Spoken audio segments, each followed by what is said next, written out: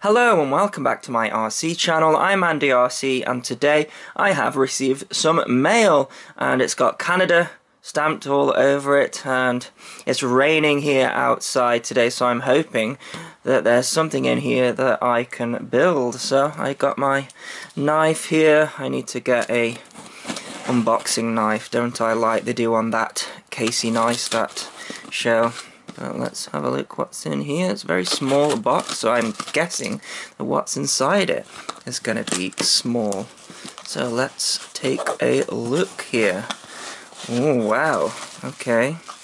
We've got some other stuff in here to open, so let's check this. Got a FlexRC battery strap, so this, wow, look at that carbon, I like that.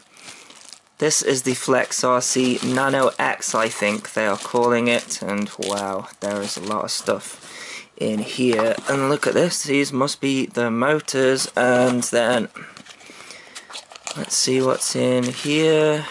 It's all very nicely wrapped. So it says all-in-one camera there, so that goes in there, and then we have got these motors. I think this is going to require. It says there, look, so 1102, what? 16,500 kV, wow, that's nuts, isn't it? This is going to be a little tiny, look at the size of that frame, that is crazy. And then in here, yeah, so this is going to be the flight controller and ESC combo. We've got some more screws, I guess there's a standoffs there for this.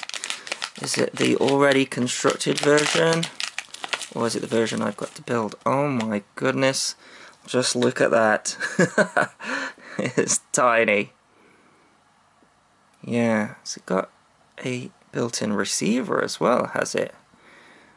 I'm not too sure. I'll have to check that out, but wow, yes. This is clearly from Dimitri from FlexRC, and thank you for sending me something to build. Not only that, I think this might just be the smallest build that I'm going to do with, what was that, 1102 motors, 16,500 kV, so this is going to run off a 1-cell battery. Wow, that looks amazing. Well, just look at those tiny pads there to solder the motors on. Well, it doesn't look like there's going to be a huge amount of work again with this because this is already built up. Just gotta see how this all goes together and get it built. So this guy is actually the tiny Pepperfish flight controller with a built-in FrSky receiver, so very similar to that Dust X model that I reviewed. And then we have 4 amp 1-cell all-in-one ESCs. It's unbelievable how small this thing is. So these are the motors taken out of the packet. You can see there now. FlexRC branded, custom made motors. 16,500 kV, 1102. So the first thing I'm going to do is actually change out the battery strap. Now you're given this really hefty FlexRC battery strap, but I think this might be a little bit too big for a 1S model, so you could cut this one down, but instead I'm going to cheat and use this thinner one. It's from the Aurora series and it should be more suited to a 1S. So this is the bottom plate here. Really interesting build, this one. So the stack is going to sit between this bottom plate and the middle part of the frame, so I'm going to have to split it apart. But the reason why I put the battery strap on here first is because once that stack sits over the top there, it's quite difficult to feed the battery strap through. And then the next thing is to attach the motors to the main plate. Now you are given these packs of screws, 3 in total, 4mm, 5mm and 6mm, and the tiny motor screws, I think I'm only going to use 2 of them. They actually use a Phillips screwdriver rather than a hex screwdriver, so I'm going to fit those next.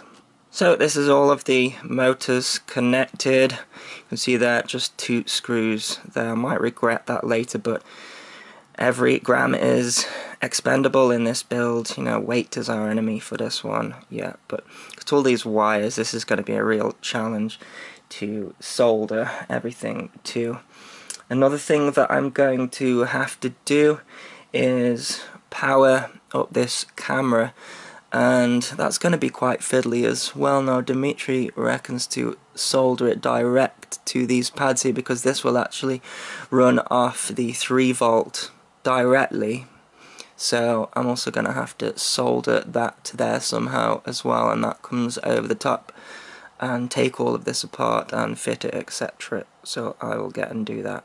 Okay, so I've taken the stack apart, and I think this is how it's meant to fit on the bottom plate there. So we have the bottom plate with the strap, then we have got some standoffs under there. Now these standoffs do get in the way of some of the components on the ESC, so you have to sort of just push them apart so that everything sits flat. Now a problem that I do see is after this, these little tiny nuts are to go down here, and they definitely do get in the way of some of the components, so I'm guessing the idea is to chip away at some of these. I don't know, I will have to see. The problem that I've got though is that the motors are on the top plate, and that is going to be so fiddly to solder in these wires and have them neat. So I think what might be the best thing to do is actually take these spare screws that I've been given and mount it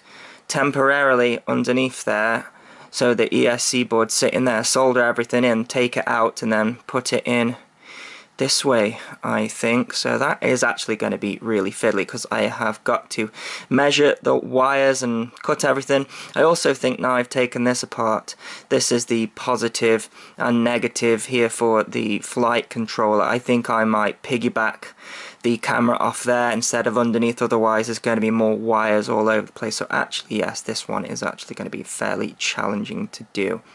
So this is what I went with in the end. I took the bottom plate and reversed it through the top, and that meant that I could then sit the ESC board through the holes and line everything up. But I tell you, this is not a build for the faint-hearted.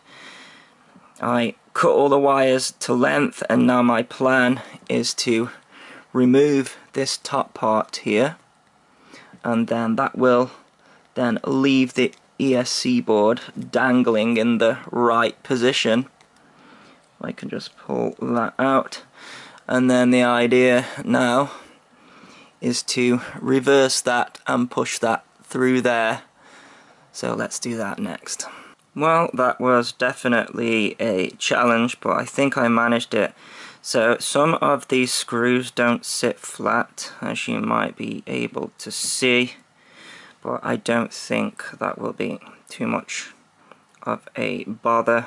So tiny the camera can't focus, but look at that.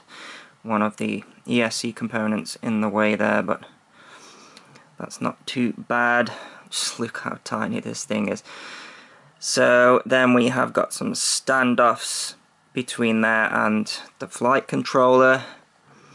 And then the last thing to do is to solder up the camera to the power here, and then this is the camera plate, just sits on the top like that there, and then screws in, and then the camera sits on the top there. Okay, so that is on there, pretty uneventful. I couldn't quite get this mount to screw in all the way through. I think really it'd be better if the screw went that way and then you fitted it that way, because you can't screw this screw very far all the way through, otherwise it feels like it's gonna snap. So I think that's one thing I would change. But the moment of truth, let's see if we get any magic smoke. Oh, everything's powering up. I got the ESC noise, camera's powered up.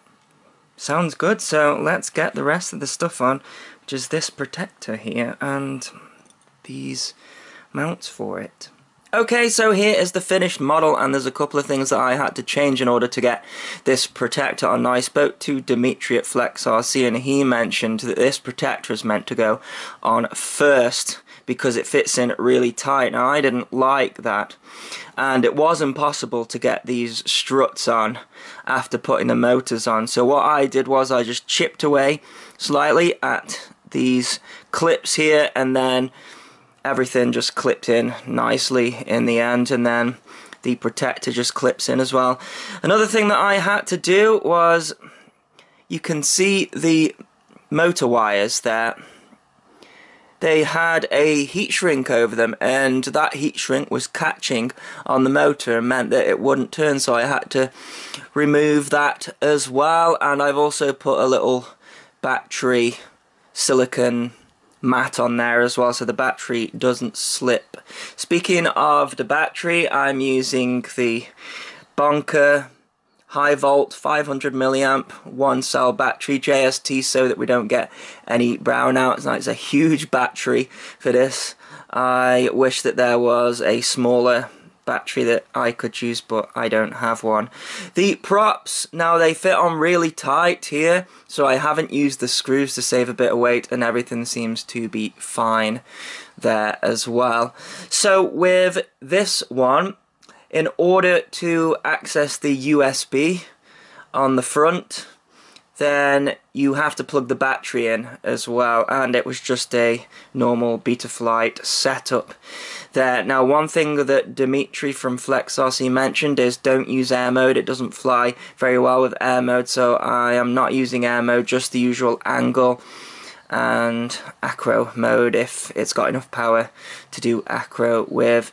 And then of course we have the little FR Sky button on the front there, and that will bind to my Taranis in D8 mode, so I'm going to be using the Taranis. So telemetry receiver, I'm not fond of telemetry on these models. There is enough things to power up as it is, but yeah, it does have it, but there's no on-screen display of course, so that should go in my favour there. And then we have the camera. It's one of these cameras that we're used to seeing, so with the two buttons there, it switches between NTSC and PAL on here, and then we have our different channels and bands on this back one here. Okay, so I'll just take you through a couple of things that I had to do in Betaflight.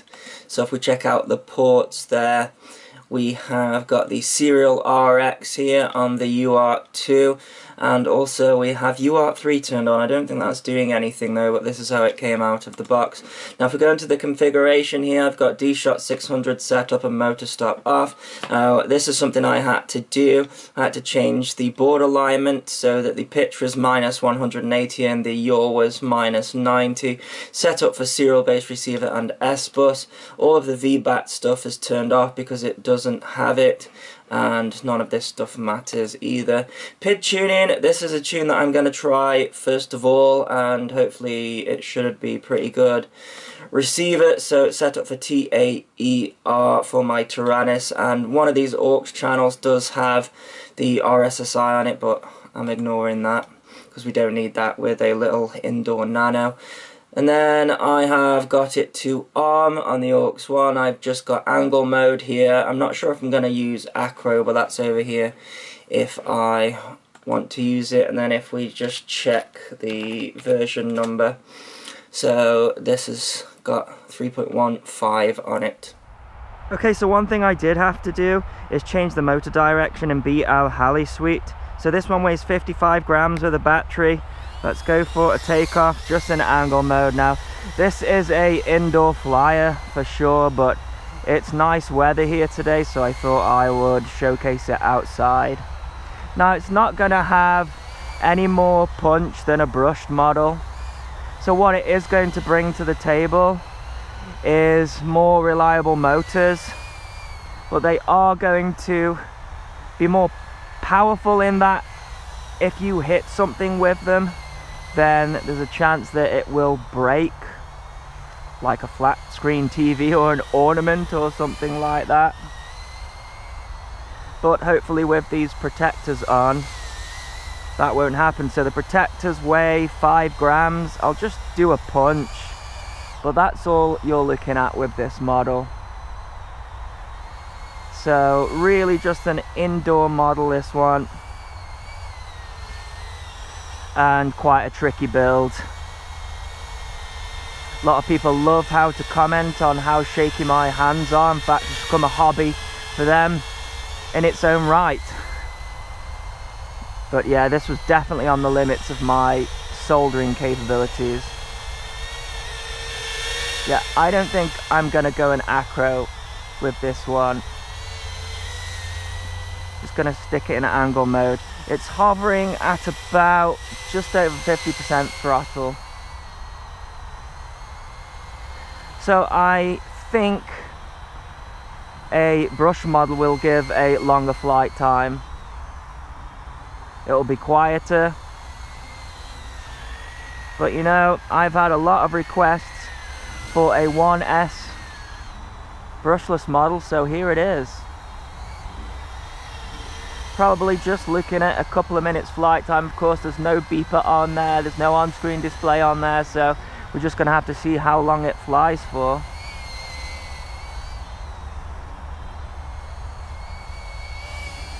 But it's flying alright, you know.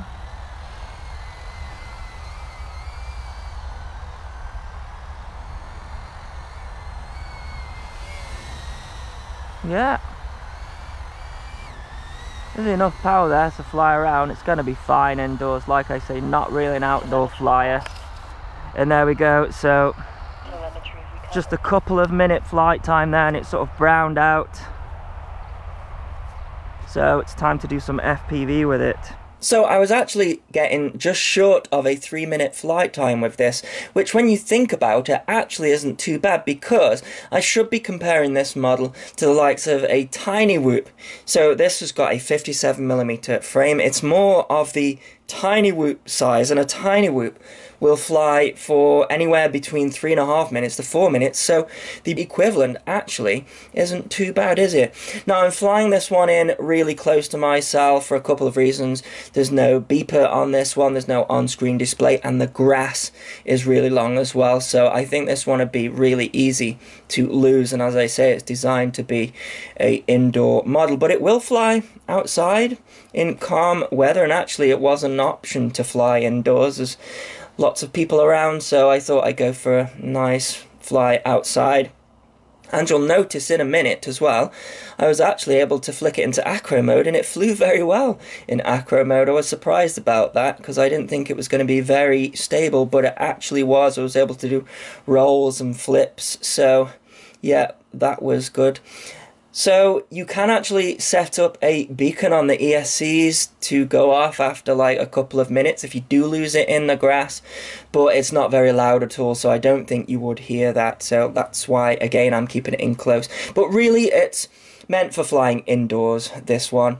And what does this bring to the table against like a Tiny Whoop? Well, it's the motors. Now a lot of people tell me that they are always burning out brushed motors. Now I haven't had that personally. Usually I find that it's the FETs on the flight control that usually burns out first, but I think that's why I get a lot of requests for a 1-cell brushless model, is because you guys are fed up of burning up the motors. So this is definitely the one for you. The trade-off is the flight time. It's not as much as a brushed Tiny Whoop, but if it's important to you to have reliable motors, then actually this one's going to be pretty good. Now I love the design of this. I love the silver carbon. I think what Dimitri from FlexRC has managed to pack into just this small frame here is amazing when you think about it. This time last year we struggled to get a brushed model at this size until the Tiny Whoop came along, of course. But yeah,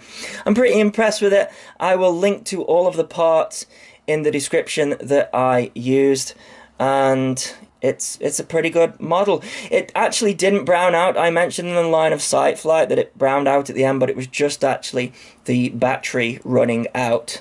So it's about to do that. So as always, thanks so much for watching. Please continue to subscribe. Cheers.